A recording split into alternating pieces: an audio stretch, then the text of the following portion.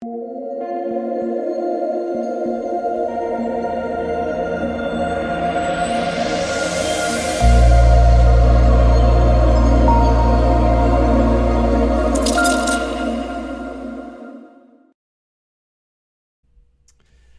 what is going on, guys? DK. Back at you with another video here, today on the 9-game NBA main slate on Monday. Before I get into the video, if you guys are new to the channel, welcome. My name is DK. I make daily videos and live stream for NBA and NFL slates on Draftkings.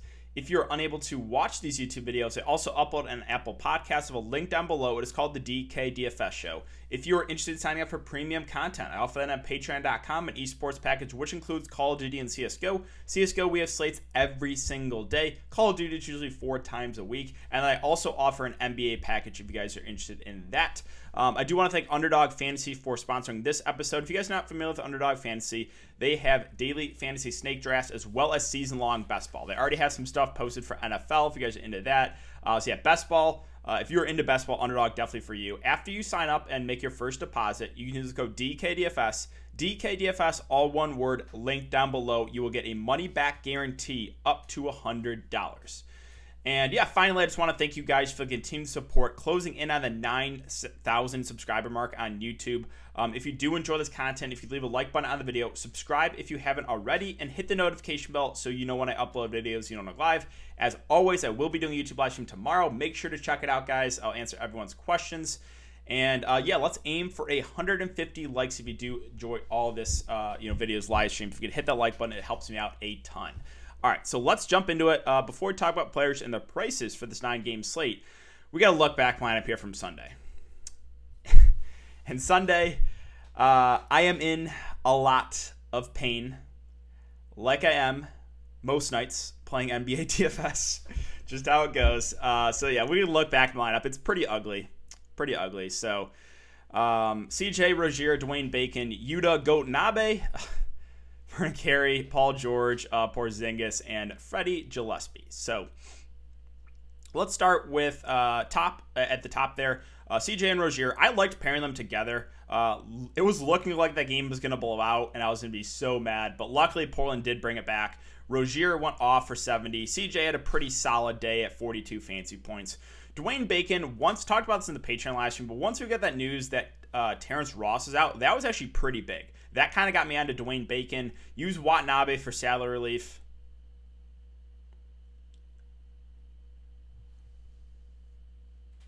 Vernon Carey Jr. Let's talk about this. How about this? All right. 2 fouls in 20 seconds. 20 seconds. I have never seen someone pick up 2 fouls that quickly. Picks up 2 fouls, comes back in, and picks up 2 more fouls in the second quarter. Literally 4 fouls in 4 minutes.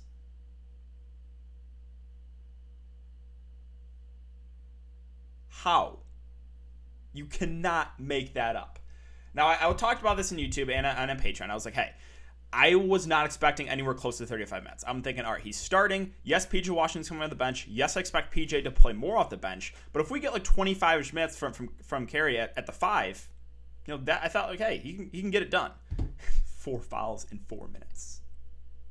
And then Paul George, I was using him obviously hoping that Kawhi was going to be ruled out. Kawhi ended up getting ruled in, so that kind of sucked.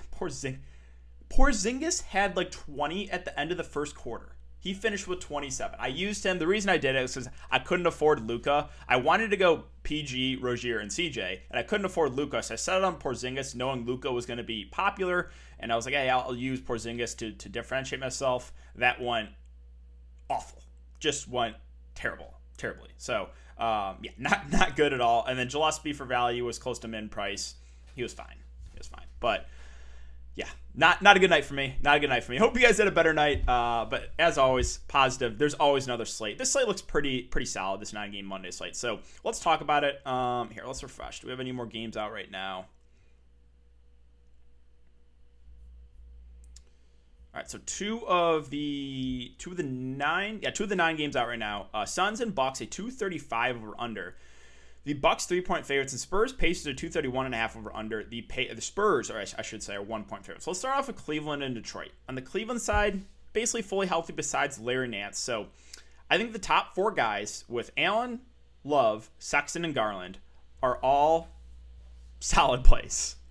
Is there one standout here? I don't know.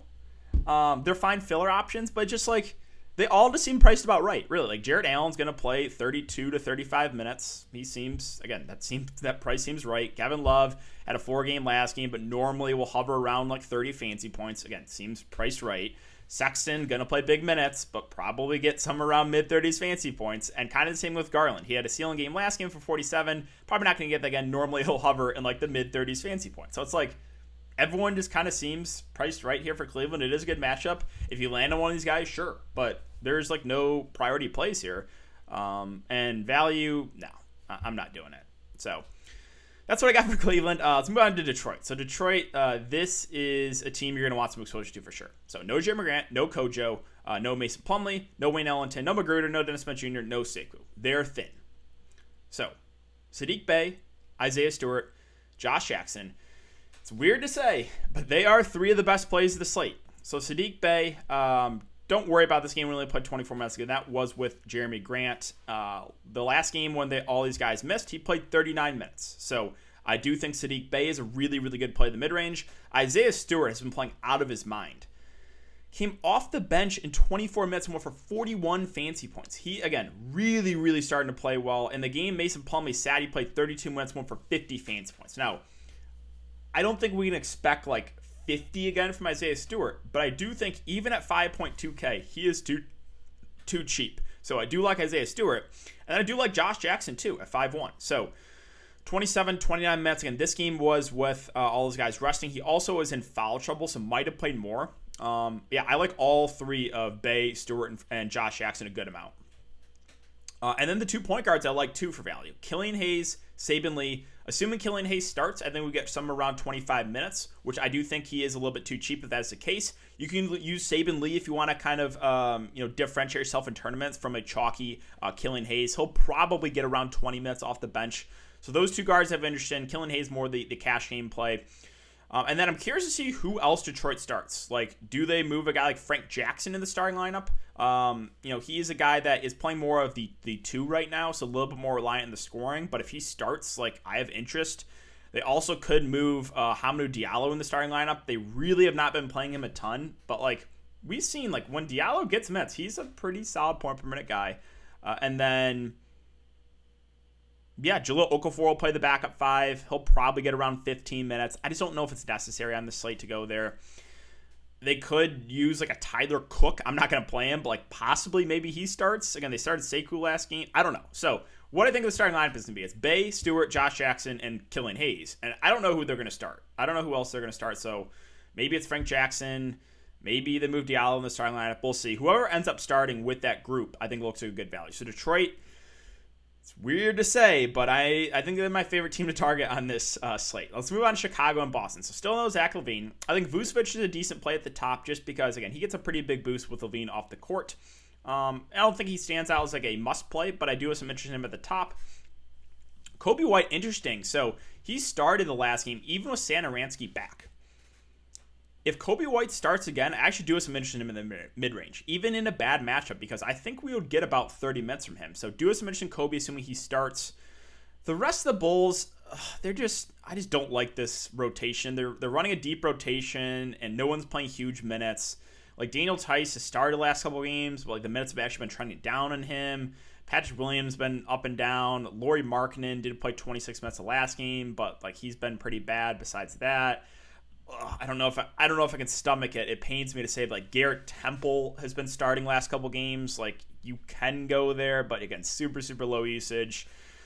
They're just running a deep rotation, and there's not much else I love, I would say, besides Vooch and then Kobe White in the mid-range, assuming he starts. Moving on to Boston. So Boston, well, they got everyone questionable. Robert Williams and Fournier is out. That we know. Kemba Brown questionable. Tatum probable. So a little bit hard to say right now. Assuming like everyone's in, I think getting exposure to someone from Boston is not a bad idea, right? Smart, Walker, Brown, Tatum, they're all going to play big minutes. Now, if like Kemba and Jaylen Brown are out. Then obviously like Tatum and Marcus Smart become like great plays, and then the guy like Peyton Pritchard probably becomes someone we look to for value. Jabari Parker got signed and like played right away. He played 16 minutes. Jabari Parker's a good offensive player, but I don't know if I can trust it. Probably need to see him play more before I can really feel comfortable targeting guy Jabari Parker.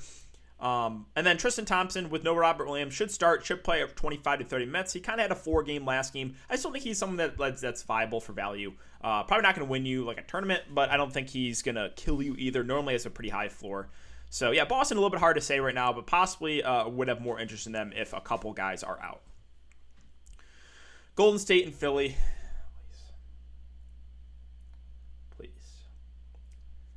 Please play Steph Curry. Please. I really, really do not want to deal with Andrew Wiggins or Kelly Oubre. So please play Steph Curry so I can just cross those guys off. That's all I am saying. So, yeah, Steph, it's not a good matchup. But again, he has been just shooting the ball amazing. And it's a tough matchup, but would like him for tournaments. Draymond Green, he's been so up and down. It's so weird for a guy that is like does all like the peripheral stats, but his production has just been a very, very up and down. I don't really know what to make of it. Again, I don't love the matchup, but I think he's still viable because he has the triple-double upside. Oubre is currently questionable too. If he misses, Kent Bazemore probably picks up the start and probably plays around 30 minutes. The price had come down a bit, so I think Bazemore is actually a solid play, assuming Oubre's out. And then, again, there's no Wiseman, no Juan Toscano-Anderson. And this is a big Philly team. So Kevon Looney is probably going to have to play all the minutes he can handle. I don't like targeting centers against Embiid, but, again, he might have to play over 30 minutes because their only other option is Alen Smeljic, who, will just get abused by Joel Embiid. They have no other bigs unless they go undersized Draymond Green against him. So, yeah, that'll be interesting to see how Golden State, kind of defends Embiid when Looney's not on the court. But if Steph Curry's out, then Jordan Poole probably moves in the starting lineup. We've seen Poole start when Steph has missed. If he does start, I actually do kind of like him because I think we would probably get over 30 minutes from Jordan Poole. And he's a guy that's not afraid to shoot the ball. So, and then, Wiggins and Oubre, if he plays, become viable too if there's no Steph Curry. So that's one to monitor. Moving on to Philly, I do like Joel Embiid a lot at the top just because there's just no one on Golden State that can hang with him, right? It's Looney, it's an undersized Draymond, Smaljic. He should be able to have his way here. So really, really do like Embiid. Should play about 35 minutes in a close game. Not much else here for me for Philly. Tobias is questionable. If he misses, Korkmaz will probably play a good amount, but the price is up. He did play 38 minutes. Kind of surprised me. Did have 3 steals. Again, it's it kind of feels like chasing playing Korkmaz. I'm probably not going to do it. And I thought with Seth Curry out, Shake Milton would play more. He didn't. They dusted off Mike Scott. I don't know why they play him. Thibault will get minutes too. Probably just not going to touch the Philly value. OKC and Washington. So it's a good matchup here for the Thunder. We'll have to see if they end up resting anyone. Dort might rest since it's a back-to-back. The issue I have with this Thunder team is just the price points. No one really stands out. We have Baisley, Moses Brown, Maledon, Pokusevski, Isaiah Roby. If Dort's out, I would say probably at least one of those guys is a good game. Is there one standout though? No, there isn't. Again, keep an eye on Pokusevski too. Maybe it's a back-to-back. He could possibly rest. So maybe we get some more value if a few of these guys are out. But at the moment, they're just kind of all secondary plays for me for the Thunder. On the Washington side, so Westbrook, and just a very, very safe play at the top. It's a revenge game narrative. Really, really do like Russ here. Just has such a high floor right now. So, like him, like Beal too. Westbrook more the cash game play. Beal, though, firmly in play, at a 9.2K price. There's no Rui, obviously no Thomas Bryant. So, I'm curious to see who they end up starting. Do they move Bertans in the starting lineup? If they do, he's someone I think we could possibly use for value. And then also, Alex Len is currently questionable. If Alex Len is out, Daniel Gafford, if he starts, I actually think he's a really good value because Gafford's been a phenomenal point per minute guy. It's just a matter of will the minutes be there. So if there's no Len, I have a little bit of interest in Gafford, more interest, especially if he starts. Or they can start Robin Lopez. So whoever they end up starting, I think is a decent value play, whether it be Lopez or Gafford if there's no Alex Len. All right, moving on to Houston and Miami. So John Wall's back in this one. the good thing with Houston, again, they're running a tight rotation. Like, the starters are all playing big minutes. John Wall, even though it's a bad matchup, I think he's a good contrarian GPP play. Kevin Porter Jr. had a good game today, but again, I usually like getting to him when Wall is out. Olynyk and Wood, I think, are viable tournament plays as well, but no standouts because of the bad matchup. And that's probably it. I don't think I'm going to get to any value. On the Miami side, it really just depends on Jimmy. So we know Oladipo's out. If Jimmy's out, really like Bam at the top. Should play, about 35-ish minutes. And again, just a smash spot here for Bam if there's no Jimmy. And then there's some value plays that look really good. So Dragic and Nunn, I think, become two of the better value plays. Nunn probably plays about 30. Same thing with Dragic.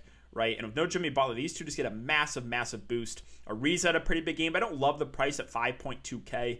And then Iguodala also started last game. So, like, if Iguodala starts again, I think he's someone we get to for value. Hero didn't only played, 25 minutes. I thought he played more, but that's obviously a little bit concerning, even with Jimmy Butler out off the court. So, really, if there's no Jimmy, it's Bam at the top, and I think the 2-point guards and Dragic and Nunn, and then possibly a guy like Iguodala if he starts again. I will mention Dwayne Dedmon actually played the backup 5. He played 15 minutes. Like, Dedmon's a good point per minute guy. He is. And it looks like he is overtaking Precious Achiuwa on the depth chart. So, if we're going to get about 15 minutes from Dedmon, you could use him as a punt in tournaments at the flat min. San Antonio and Indiana, this is a game I do kind of like. DeRozan at the top, I think, is a good play. Again, in competitive games, is playing like 35-plus minutes. This Pacers team has not been good in the defensive end recently, so I do like DeMar DeRozan a good amount there. DeJounte Murray also viable as well. I will say DeRozan probably has a little bit of higher floor, but the top two guys for the Spurs look good. Will he get to anyone else? Probably not. I think Jakob Poeltl is like a fair play in the mid-range. It'll play about 30 minutes. But really, it's DeRozan. It's DeJounte Murray for me. On the Pacers side, I think Sabonis at 9.4 is a fair play. He does look a lot better when Miles Turner is off the court. But Miles Turner, assuming he does play, makes Sabonis just a solid option, not a priority for me. But again, with Sabonis, should play about 35 minutes. Can stuff a stat sheet. Malcolm Brogdon's been playing really, really well. I do have some interest in him. I don't love the price now at 7.6, but he should get, around 35 minutes. So do have some interest there in Brogdon. Miles Turner, again, his first game back, he played 34 minutes. Price is about right. So I think it's Sabonis, it's Brogdon. They're both decent options here. If since it's back-to-back, maybe Turner sits. If Turner does sit, then Sabonis looks way better. And then obviously, maybe a slight boost to like Brogdon, LeVert. But right now it's just Sabonis and Brogdon for me. All right, 3 games left. Phoenix and Milwaukee. It is so weird, but the Phoenix Suns are a team I really just dislike seeing on a DFS slate because they're pretty balanced. They're spreading out the minutes. Even in close games, these stars are not playing a ton. So this is, though, an up-tempo match against Milwaukee. 2 good teams going up against each other. Maybe they get extended a bit because of the matchup. So, like, Booker at 8.8, I would say all these guys are GPP-only plays because even in close games, like the stars are hovering around 30 minutes. Again, I think possibly they could get extended here since it's against the Bucks, but right now, Booker, Paul Ayton are all just tournament plays for me. Jay Crowder is priced at 4.4K. He'll probably get mid-20s minutes, fair value, but yeah, that's it. Again, some of these bench guys are getting extended a bit. I don't know if I get to any of them, though, on this slate. So, yeah, Phoenix they're just a weird team. I just feel like I like them as a team, but not for DFS. On the Milwaukee side, Giannis Antetokounmpo also, again, it's weird. This game's like a 235 over under, but I don't have much interest. Because Giannis, they're easing him back, 25, then only 29 minutes. If he's only going to play about 30 minutes, I don't really want to play Giannis. That kind of takes Drew and Milton out of play. DiVincenzo's questionable, doesn't do much. If he's out, Bryn Forbes probably starts. Bryn Forbes actually had a solid game last game. I will let others chase that. I will not pay 4.3K for Bryn Forbes. There's really not much here for me from Milwaukee. Memphis and Denver. So Memphis is a team we can get some value with. Jonas Valanciunas out, Triple J doubtful, Dylan Brooks questionable, Melton questionable, Brandon Clark questionable. So they are really thin in the front court if all those guys are out. So let's start with Ja Morant. Let's just say everyone that is questionable is out. If that is the case, I actually really like Ja Morant for tournaments. I know he has not been good. Trust me, I know that. But with JV off the court, like that is a massive, usage bump to a guy like Ja Morant. So, would like Ja a good amount for tournaments. Obviously, would increase the chance of blowout. Slow-Mo's a guy that really gets a boost when Brandon Clark is off the court because he plays more at the 4. He played 34 minutes the last game. I would have some interest in Slow-Mo. And then for the bigs, again, assuming all those bigs that are questionable are out, Xavier Tillman at 3-4 probably becomes a really good value play. whatever a Killian Tilly is going to get minutes too and possible value. So like those two, probably more comfortable with Tillman. Like they would probably have to play good minutes at the front court just because, again, Memphis like don't have anyone if all those guys that are questionable are out. So it's a little bit hard to say right now with Memphis with so many guys up in the air. Like if Dylan Brooks is out, like Desmond Bane, possible value here at 4K, probably would play more. He's been pretty decent recently. You can even make an argument maybe for Tyus Jones might get some more run. So this Memphis team is a team I definitely have interest in, but right now it's hard to say with a lot of guys questionable. Right? Brooks, Melton, Clark, all questionable. It's a little bit hard to say. So let's move on to Denver. Nikola Jokic at the top 11K. I think this is a safe spin up. If Memphis can keep this game close, you could see a pretty big game from Nikola Jokic. I like him at the top of the mid-range guys. MPJ's been the most consistent, but I just don't love the price. Now there's no Monte Morris too. Campozo's price up to 4.7. I don't love the price. Honestly, I would probably rather play a guy like PJ Dozier at 3.6 off the bench, who I think gets similar run and is, again, just cheaper. So give me Dozier over Campozo actually for value. Final game here is Utah versus the Lakers, another team that, okay, so Mitchell's out. Gobert, Conley both expected to play. When Mitchell's off the court, again, it's Conley, it's Ingles, it's Clarkson, the guys I'm really looking to. So Mike Conley, again, should play 30 to 32 minutes. Gets a pretty big boost with Mitchell off the court. I think he's a good play in the mid-range.